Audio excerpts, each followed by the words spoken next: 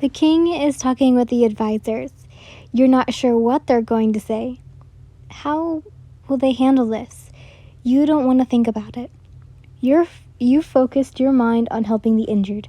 Since some of the maids need assistance, you seek out Nia, who you hadn't seen in a long time. She welcomes you with open arms. You have no idea how nice it is to have some extra help, especially in times like these. You smiled at her. I'm glad to help. Namis sighs, looking you up and down. Hun, don't take this the wrong way, but you should probably get changed. You look down at your clothes. Your tight dress is covered in ash, and it is, even more possible, more uncomfortable than before. You blush in embarrassment. You're right. Maria turns around, leading you to a pile of things salvaged from the fire. Boxes are piled on each other, and clothes, rags, and medical supplies are nearby. And thankfully, Namir starts. The SOB was able to get some things before they burned. I heard that the commander had sent a team to get supplies from the Southern Territory. What's SOB? You asked. Oh, it's SOB, Maria laughs, handing you some clothes. It's what you call the Soother Them Out branch. Oh, thank you, you say as you take the clothes. But how come I've never heard of them? They're sort of a Todoroki palace secret, the maid explains. Most elite guards train to soothe from the shadows. Of course, they mainly focus on putting out fires and such. For occasions like this, you'd be surprised how much the Kingdom of Flames catches on fire. Smother from the shadows. Like spice? Yes, like spices. She winked. Now, you should probably get those clothes on before you wake the dead. At first you were confused, but when you looked all around, all of the injured soldiers had stopped treating their wounds and, were looking at you. You blushed, hurrying out to change. The clothes are baggy and similar to a commoner's. They remind you of the time you did yoga with Shoto in the courtyard. It looks like it had happened a million years ago.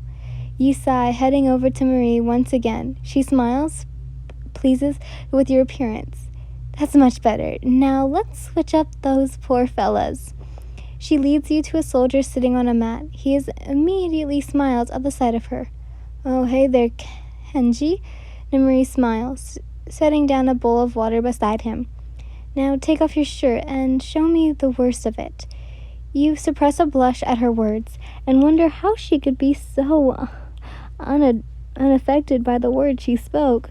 Then you remembered her relationship with Maria, and instead turned your focus to the guard before her. You cringe at the sight of the gash in his stomach, but Namiri doesn't bat an eye. Oh dear, thankfully it's not too deep, or you'd probably be dead right now. As you watch Namiri carefully wrap the dried blood and with a wet rag, you suddenly understand why she's so popular. Her smile could brighten the darkest of days. Could you fetch me some bandages? Marie asked you, putting pressure on the wound. You nodded, glad to finally be of some use. You leave the tent, heading behind to it to a pile of items from the palace. You shift through the clothes, food, and tons of other items until you find what you're looking for.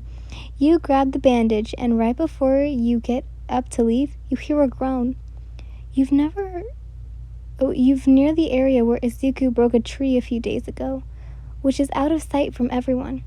You jerk your head, preparing to defend yourself in whatever possible way. Your heart starts to beat erratically when you hear a voice. It's strained, most definitely in pain. Help. Your eyes flicker around until they land on a figure limping towards you. Your heart drops. Hero. He's covered in what seems to be ash and possibly blood, and his ankle looks twisted at a strange angle. He's dragging a body behind him, but you pay no attention.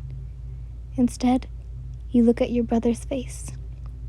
His once dark eyes are ghostly white. as if glazed over. Red veins cover the surface of his pupils, are barely visible. Before you get a chance to move, Hiro falls to the ground. Hiro's in the medical tent and you're sticking by his side.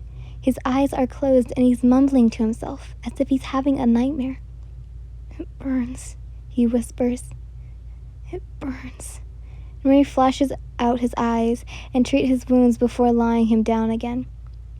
Burnt cornea, she had told you, and a twisted up ankle.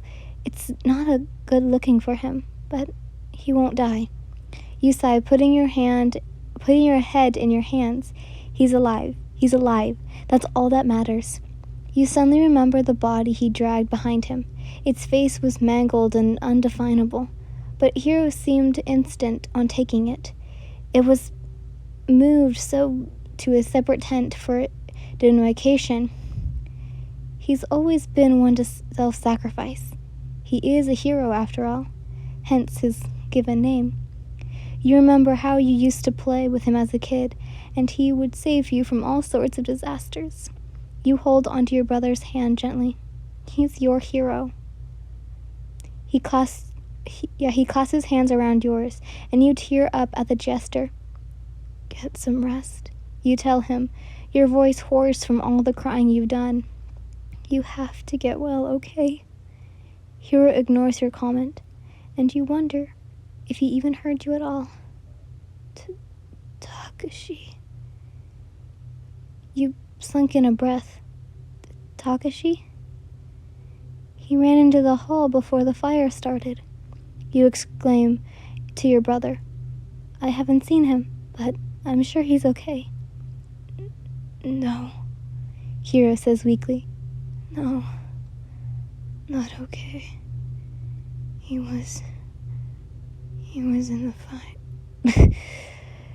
Hiro starts to cough, but he doesn't have to finish his sentence when it hits you. It hits you harder than anything has ever hit you in your life.